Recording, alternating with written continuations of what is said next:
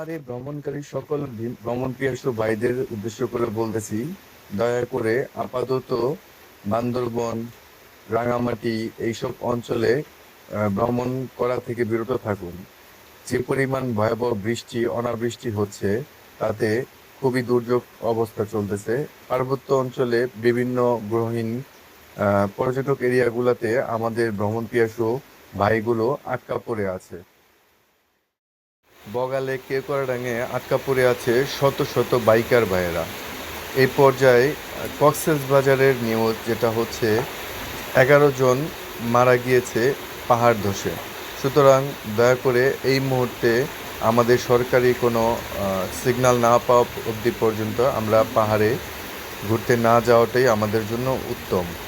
সকলেই আমাদের পর্যটক ভাইদের জন্য দোয়া করি, যারা এখন অবধি পর্যন্ত আটকা পড়ে আছে ওইসব অঞ্চলে। সকলে সবার জন্য সবাই দোয়া করি। আল্লাহ যেন আমাদের সকলকেই সহি সালামতে ফিরিয়ে নিয়ে আসে।